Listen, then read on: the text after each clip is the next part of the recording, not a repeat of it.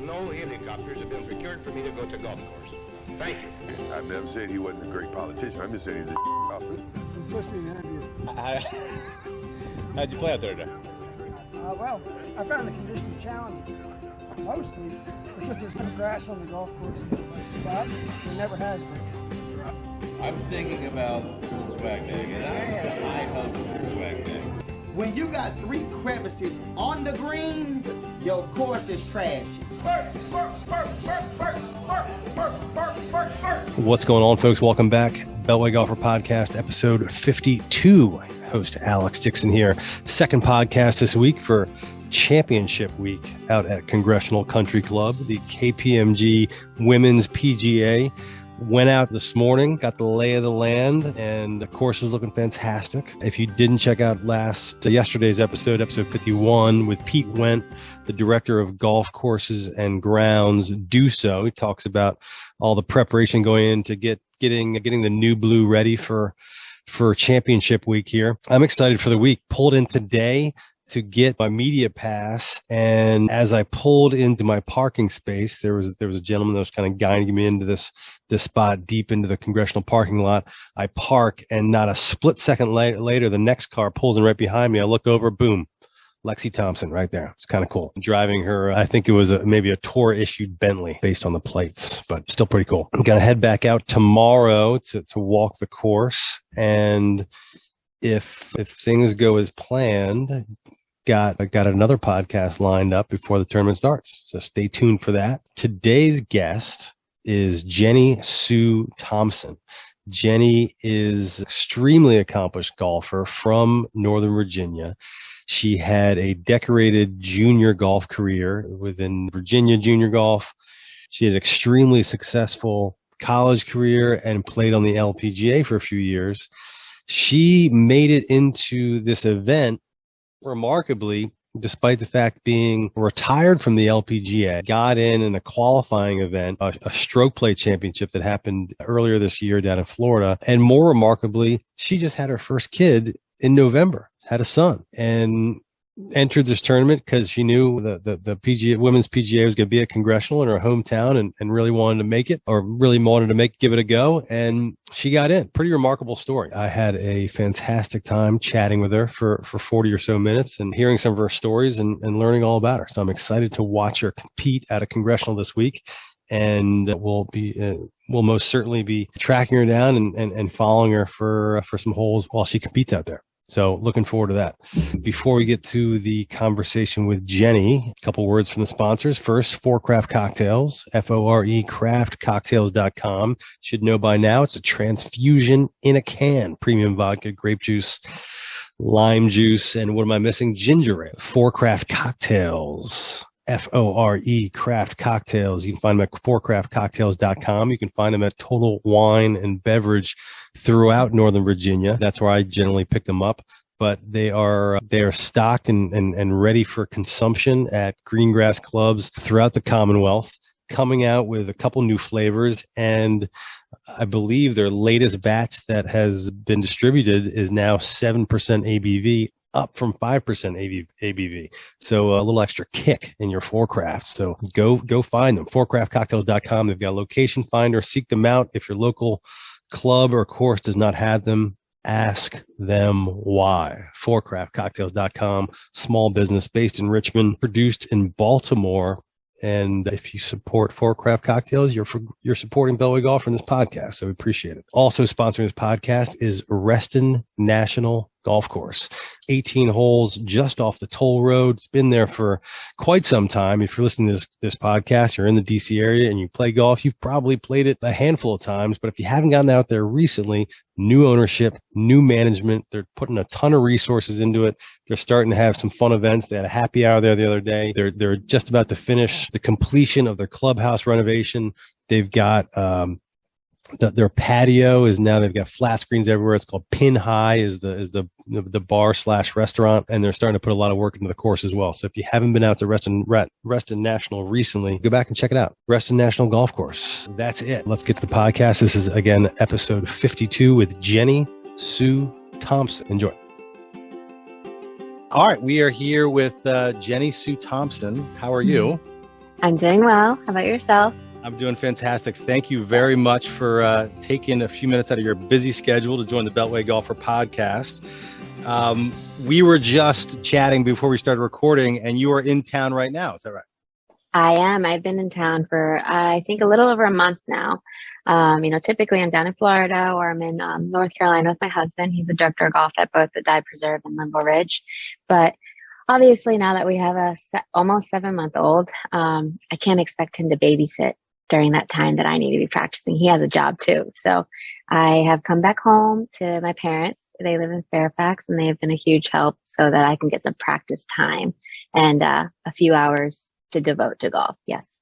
So there'll be an introduction before this, or I probably explain it a little bit, but there's a variety of reasons why you're very relevant to be on the show. One, you are a native of this area. This is Beltway Golfer. It's about golf in this area. You are a native of Fairfax. So Born and raised in the DMV. Where did you grow up specifically? I grew up, Fairfax, Virginia, Chantilly area. I went to Chantilly High School. I'm a walk away from International Country Club. But I grew up playing public golf, and honestly, that's where my roots are. What courses did you play growing up?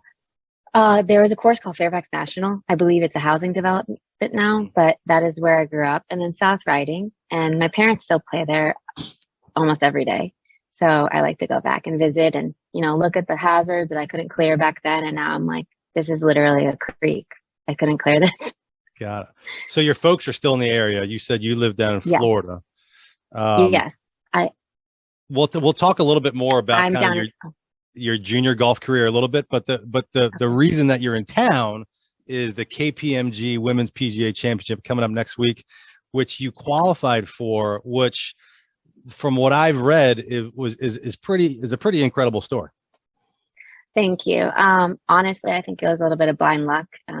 It helps to be oblivious sometimes, but I've tried to qualify for the KPMG multiple times as a PGA professional, and I've always come up short, maybe one or two shots. And granted, practicing, I'll completely admit, is not my favorite thing. I'm a little too distractible and ADD for a long practice session like I used to do when I was a pro. But, I think it was 3 months after I had my son Oliver, and the sign up, was a couple weeks prior. And I told my husband, I know I've signed up for this event every year, but it doesn't make sense for me to do it again this year. I haven't played golf in literally 4 months. I don't even know where my clubs are. And, what's the point? And he said, do you know where it is? And I said, oh yeah, it's at Congressional. So that would be kind of cool to get back home. But he said, you're definitely playing. You should ask your mom if she wants to come visit. And of course, that's an easy ask so that she can come see her first grandson. And I asked her to come down 2 weeks prior so that I could practice. And you know how it goes with kids. You might devote a day to do something, but it never really works out that way. So I think I got 10 range sessions and 3 rounds on the golf course before I had to go play. So there's two astounding things here. One, you had a child three months prior, which obviously every mother, post pregnancy, their experience is very different, and recovery times, all kinds of stuff. Every situation is completely unique. But regardless, 3 months after having a child and playing as well you did to qualify for a women's major is unreal in and of itself, regardless if you were still active on the LPGA or not. Thank you. I appreciate that. I have to mention, the year before when I qualified and just barely missed, I believe they were giving out 8 or 9 spots, and I missed by 1 or 2. So I did assume that this year the qualifier had the same amount of spots. I didn't read anything. I'm notorious for not reading directions and information sheets before I go out. The only thing I really truly look at is the rule sheet, because that's really what matters. And, the final day I signed my scorecard and I was like, I'm in 6th. I'm good. I'm solid. I'm in. And the rules official said, you need to stick around because there might be a playoff. And I said, is there a tie for 6? I don't understand. I thought I was in by, at least 2 or 3 people. And they said, Jenny, there's only 1 qualifier from this site. And I was shocked. The year prior they had 8. So I was like, why is it only 1? And they said, last year we had the COVID cancellation of the LPGA National Championship. So that carried on to this event. But this event only gives 1 spot. So honestly, Alex, if you had told me that before or anytime during the tournament, I probably would have pooped my pants. Like, there's no way I would have played that well. But just to clarify, so there was only one spot available to get into the women's PGA, and you were in sixth. But did I read this correctly? So the top five had essentially, they'd already qualified, so it just kind of went down to the next person? Yes, exactly. They were already exempt because they had played in the qualifier over the summer in July. And, I had seen that pop up on emails and my schedule and everything. And I'm like, I'm pregnant. I'm not going to travel to go play in a golf tournament. Like, it's not like it's 2 hours away. This is like a hike for me to get there. So I just decided that, it wasn't going to be the year that I tried again. And lucky me, my husband pushed me, and me not knowing what's really going on, it all kind of worked out. So all of that is crazy impressive and such an awesome story. But then the second piece of that is, we'll get into your junior golf career, your amateur golf career, college, LPGA, but you've essentially been retired from professional golf for how many years? About 6 years. 2015 was my final season. So you've clearly still got game. Like, how, to get, I mean, so there's a couple different questions. Like, one, like, how do you keep your game in shape? Yeah, I saw that you work with your husband at the Dye Preserve in Jupiter, but as a membership director, do I have that right? Yes, I am. My primary job is the membership director.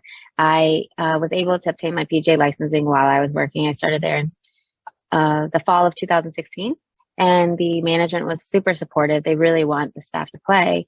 And the fact is, my job, the reason I was given the job is that I'm supposed to play with prospective members. I'm supposed to play with current members.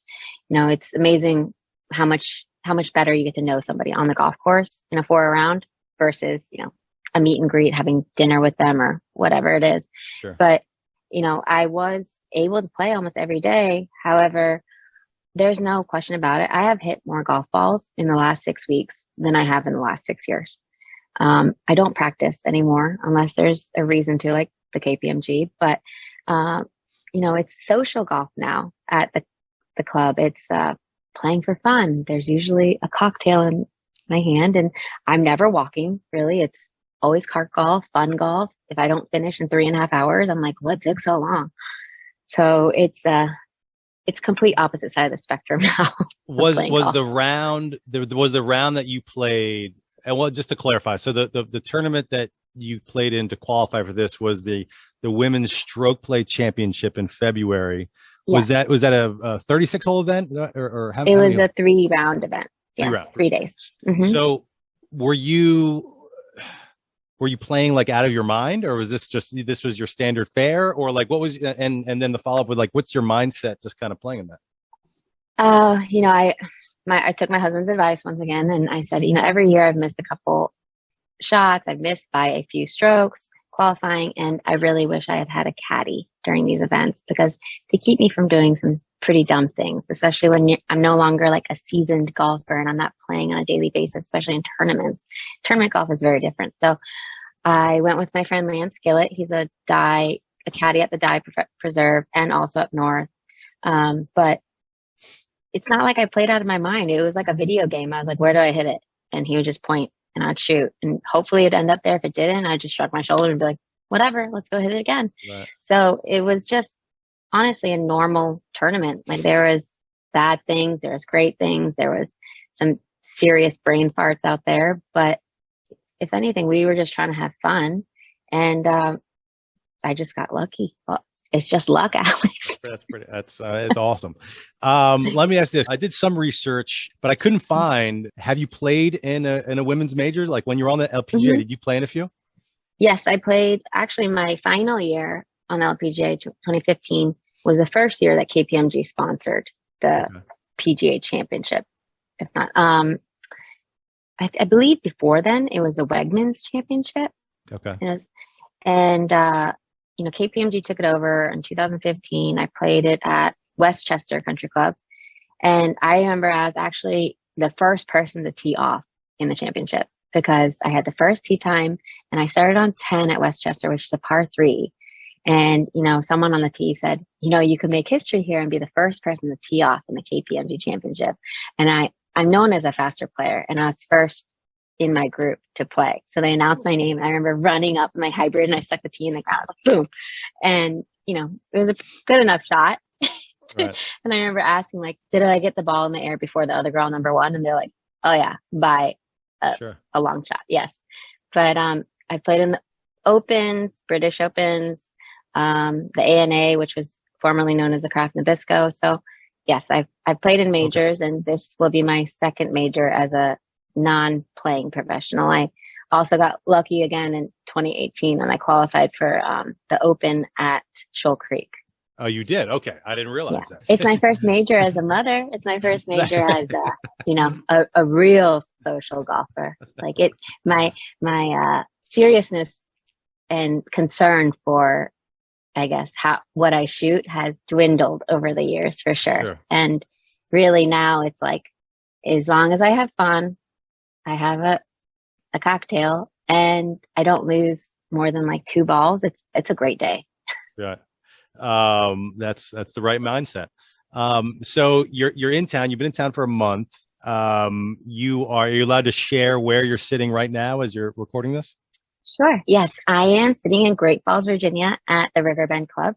My childhood golf coach forever. I've been taking lessons with Kirk Lucas, and he is one of the instructors here now. And, he, got me in contact with the right people here, and they have been nice enough, the staff and members, to extend privileges to me while I get prepared for the KPMG. So have you been out to Congressional much? I'm actually heading out tomorrow. Tomorrow will be my 3rd round. I have played twice now with, some friends out there a few weeks ago, but, yes, it is like a different planet. I didn't play Congressional before the redo a ton, but I have played it enough to know that when I step out there now, it's completely different. It's a link style looking golf course. I'm sure that next week it will play like it because of the higher temperatures and lack of moisture, but it is beautiful. I think more from a spectator standpoint, because honestly, that's where I am mentally. But just looking at the golf course, it's pretty cool because you can see so many more holes. If just wherever you stand on the golf course, you look to the right, left, 6 to 7 holes. So when the Ryder Cup's there, when they host future US Opens and everything like that, it's going to be awesome for the spectators. Yeah, absolutely. I couldn't agree more with that. So the tournament, I think Jason Epstein in a previous podcast told me it's going to play ballpark 6,400-ish yards, give or take on certain days. Based on your couple practice rounds, I only got to play the renovated course for the first time on media day, just like 2 weeks ago. Okay. But what, there's certain, as you look forward to the rounds, are there certain holes or certain parts of the course that you're like, all right, I gotta dig in the heels here on these couple holes? Well, when did you talk to Epstein? When was it? A couple weeks ago? 2 Fridays ago. Gosh, I really hope that something changed then, because when I went out there, of course, they have some tee boxes that don't have markers. So they're trying to save them for the championship. And everybody I spoke to in the golf shop and things that I've heard and read say that the course is going to play closer to 67 to 68. And I went on the player login last night, and I was just looking at the schedule of events and everything. And they have the white line yardages, as they call them. And, for non-tournament players, the white line yardages, that means that is the longest that the hole will play. So they have slashes on the tee box, and that, I screenshotted it, is slated to play at 6,894 yards. Oh, wow. Well, so first of all, I assure you have better information than me. I mean, I really hope you're right. This was when, prior to doing the podcast, and I ended up playing a few days later, but he just drove me around the course. It was during their member in a cart. And I'm just pulling that 6,400 yard. He had kind of threw that number out. I'm just pulling that on memory. So there's a chance I got that wrong, but you have me hopeful, Alex. Okay. All right. Well, it is, in the practice rounds, at least, it is playing long. And, I'm not the longest hitter by any means. I've been known to call my 3-wood and 5-wood my walking stick, and my hybrids are oftentimes more accurate than my wedges. So I'm used to it. I'm, I guess, as ready as I can be for it. But, it's different, like I will always say to members at the die when they ask me to play even further back, typically I play from like 65 to 6,600. I say I didn't retire from the LPGA to hit driver 3-wood for fun. Like I want to play golf course that's like more enjoyable. Sure. So yes, I have signed up now to do that all over again. So what are your what are your general expectations of the week, your mindset going in? Mindset going in, I mean, I wish I could have expectations. I think even the best players in the world try not to have expectations, but my only expectations are to just have fun. And the only thing that I can really do is promise myself that I will commit to the best of my ability to every shot, whether it's good or bad. I haven't played tournament golf in a while. The last tournament I played in now is played in the U.S. Open qualifier at Belhaven. And my father was caddying for me. He had a cart and he was driving around. And mind you, he hasn't seen me play in years. And it was a quick reminder of why I don't oftentimes ask my dad to caddy for me. Because, he loves me so much. He wants me to perform well. He wants me to do well. He doesn't put pressure on me, but like he just wants the best, obviously, like any parent. And sure. I remember asking him over like a 6-footer, and it had like a little bit of break left to right. And I said, Dad, you think this is outside the hole, or you think I should play inside the lip? And he goes, if you hit it hard, it's straight. And I'm like, well, yeah, thanks, Dad. So during this qualifier, it was... he just didn't want to steer you wrong. Exactly. And that wasn't a wrong answer. That's always right. But I shot 80 the first round. And, my head now is like, I wonder what Oliver's doing. I wonder if he's sleeping. I wonder if he's napping. So I said, Dad, should I like fake an injury and go home? Jenny, it's just an 80. Like, just play the second round. Oliver's fine. He's with Mom. Like, just play. So I said, I'm just going to ditch everything I was thinking about that first round, because I'm doing some swing changes. My swing is not what it used to be. So the second round, I was like, I'm just going to go play. I'm going to go flag every pin that I possibly can flag. And I was like 4 under through 6 holes into the second round. I ended up finishing, I think, 2 under for the 18 holes with some hiccups on the back nine. But I'm like, yeah, I still remember how to play. Like, sure. This is a nice reminder. But once again, it is much easier when you get 2 shots. Like, you get to play in the morning and you get to see the same pins all over again, go back out there within 30 minutes. Yeah. But, that is the type of mentality I'm going to try to take into the KPMG. Like, I literally have nothing to lose. So your family's still in the area. So will you have a decent sized cheering section? I believe so. Yes. My brother and sister-in-law will come out to watch. My father, of course, be there for everything. My husband's coming up. Originally his family was going to come watch as well. And, things happen in life, but I am slightly relieved that, there's not too many family members, because I do still get nervous. I could have like 1,000 strangers staring at me, but then to have family there, like there's expectations and everything. And all they really wanted to do is they want to have fun watching me as well. So, I am very excited for them to come out and, see me again after however long it's been since they've seen me swing a golf club. And so I imagine your little one will be just outside the ropes or inside the ropes?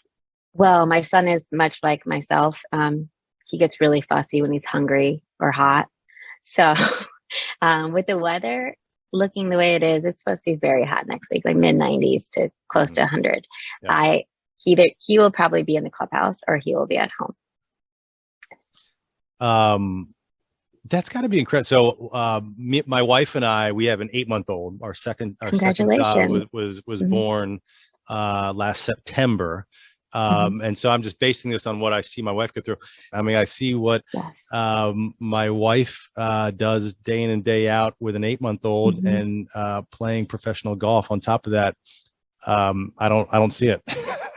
I mean, I've always, especially after stepping away from professional golf, like the men and women out there playing for their livelihood, they are my heroes. Like, they are truly disciplined, so talented to do what they do. Now, after experiencing a little bit of motherhood, like, the mothers out there are absolutely amazing, superheroes.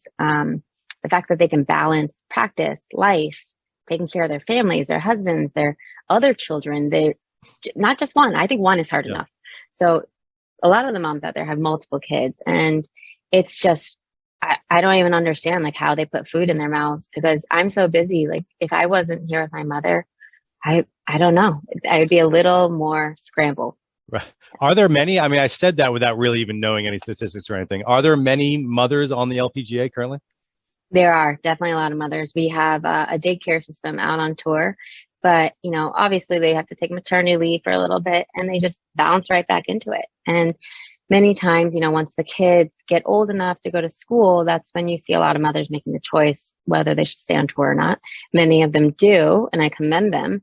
But I know from just the few times that I've had to leave Oliver so far, even if it's just for a day, it's heartbreaking to leave him.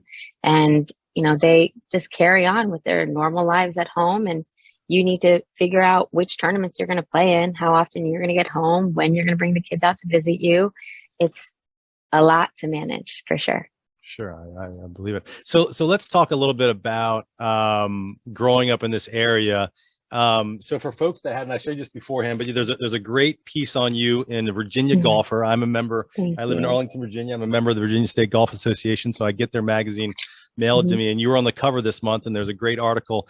But there's so I learned a lot about you reading that. So I wasn't necessarily familiar with how big a star you were in junior golf in this area. So walk us through that a little bit. You won a couple Virginia State junior golf. Yes. Like state. I don't know what is the name. Girls championships. Yes. Okay. I remember my first VSJ tournament when I was 11 was at CCV, and it was such a cool experience. Just everything about the Virginia State Golf Association was amazing growing up. Like I remember my prized possession as a teenager was not like whatever it could be as a teenager. Now, they're into iPads, but like we had toys and gizmos, but mine was my VSJ golf bag. Like I was so happy when I finally got one. I believe they gave me one for winning a Virginia girls stroke play. And then I eventually played in a few team matches as well, like Virginia versus Maryland or Virginia's versus the Carolinas. And granted, I don't have that very much experience with other state golf associations, but Virginia State Golf Association was the bomb. They're always so professional, well-conducted tournaments. And even the tournament at Belhaven, the qualifier, was run by the VSGA. And it's just, you can tell there's always something special about it. They do a great job. So growing up and being part of the VSGA was, I'm very lucky to have been part of it. What or who got you hooked on golf? My father. He used to work for the Korean embassy, and at that time, I believe someone gave him like 2 or 3 clubs.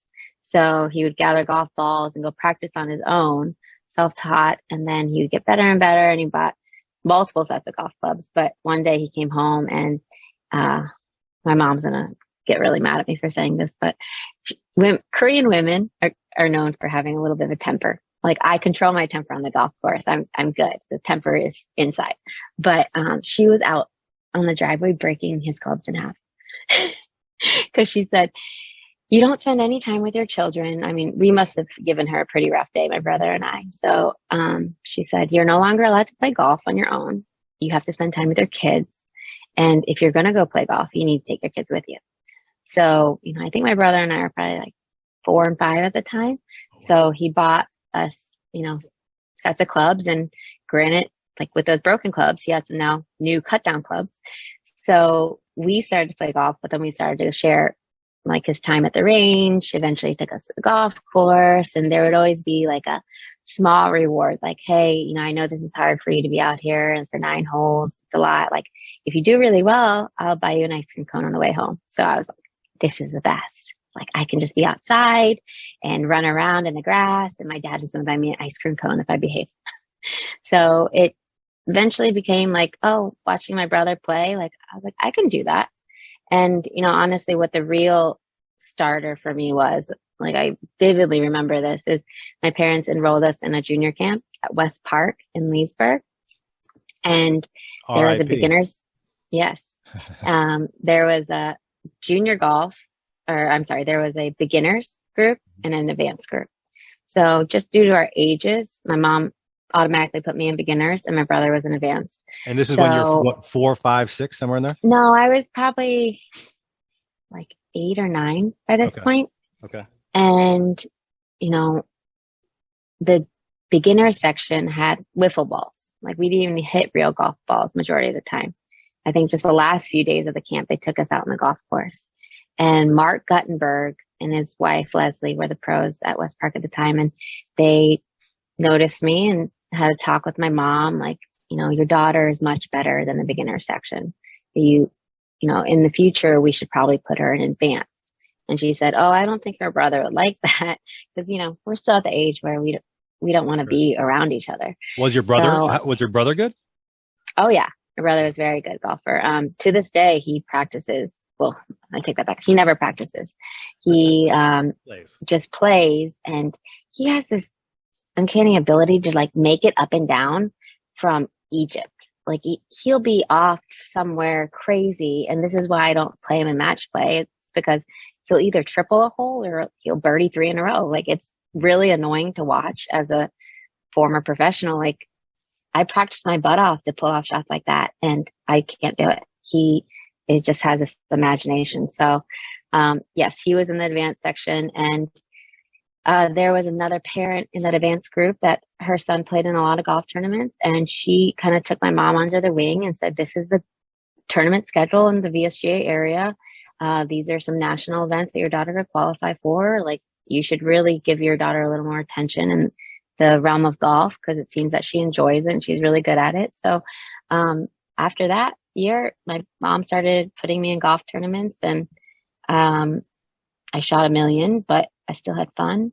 And all of a sudden, like when I was a teenager, it was just my thing to do. In the summers, I was playing VSGA events, eventually some national events. And then people were like, did you know you could get a scholarship for this? And I'm like, what's that? Right. But yeah, here I am now. That's a funny. I wonder. I would imagine that's not the only story of a professional golf career that was started by an ultimatum in a driveway about take your kids out or else you're not allowed to play golf again. You know, I haven't quite got that ultimatum, but I've had some conversations that are heading in that direction. So there's another one that was mentioned in the Virginia Golfer magazine that I wasn't familiar with. So you mentioned Kirk Lucas, your teacher. They mentioned a place that you trained a lot with him out in Gainesville called the Farm. Is that still around? I'm not familiar. No. So he had a large lot of land and he turned it into a driving range essentially. Multiple tee boxes, every sort of uneven lie you could possibly find. And I started with Kirk when the farm was just dirt. You know, I took lessons from him, I believe out in Sterling and like a warehouse as well. But then he eventually moved to Gainesville, Warrenton area. And once we got a tee with grass is when we started hitting outside. But it was fun because you had to be super accurate because you had to go shag those golf balls up yourself. But when you got tired, like we would do all sorts of other things. They had a pond there. We would go fishing. We had ducks. You know, if I got really bored, I would help shovel dirt. There was many times I'd come home really, really dirty. And my mom was like, are you playing golf or rolling around in mud? And I was like, both, doing both. Is this like a high school, middle school? Like what are we talking? This was, I think, start of high school. Cause I remember my parents would drive me out there occasionally, but I got my license. And so I must've been like 16 years old at least to drive out there. But, yes, it was like, it wasn't an hour lesson. I would literally spend all day out there, all day. Golf daycare. Yes, golf daycare essentially. We'd get lunch ordered in. It was just fun, just hanging out, hitting golf balls. You got bored, go fishing. You know, it was just everything that you could possibly imagine we did out there at the farm. It was just a lot of fun. Sounds like some fun summers. A couple more things I want to ask you about. One, because it just took place last week, you were on a Curtis Cup team. Yes.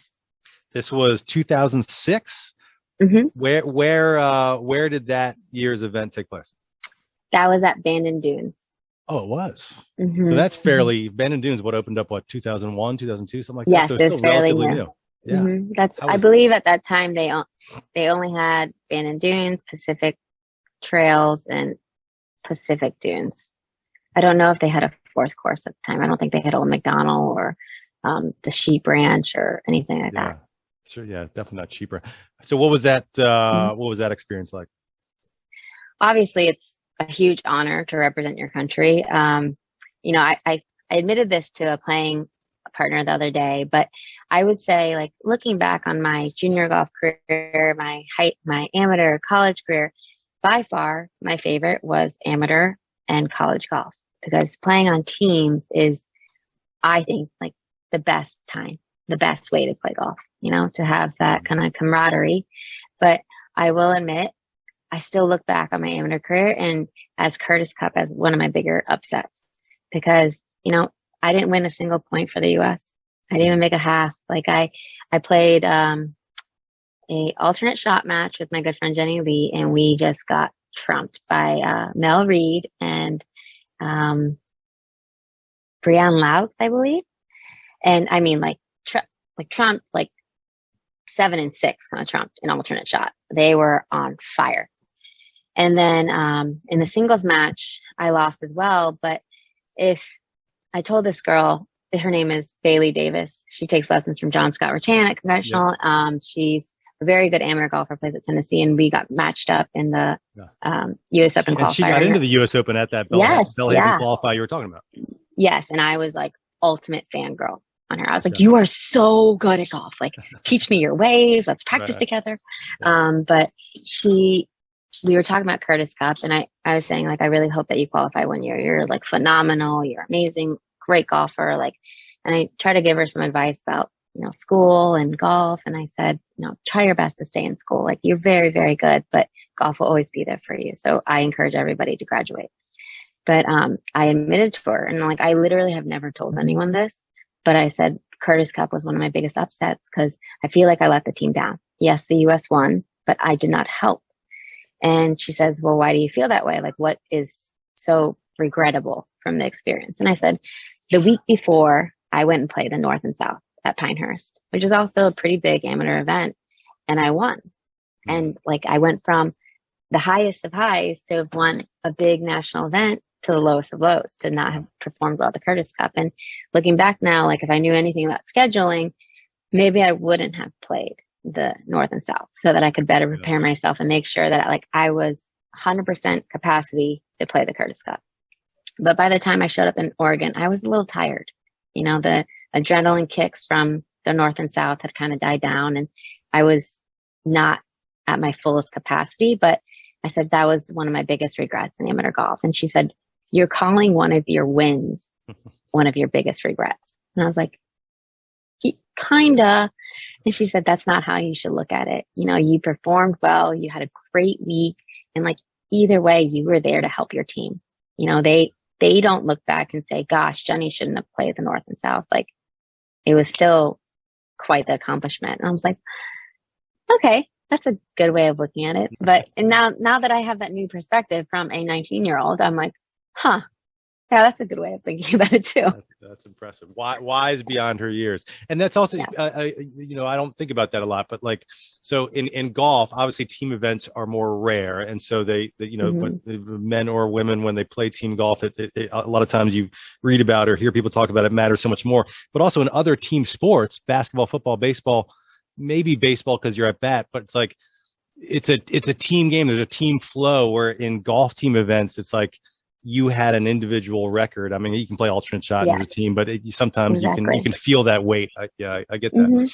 Well, let's move on for that, and I'll let you go here in a couple minutes. A couple more things. So you mentioned college golf.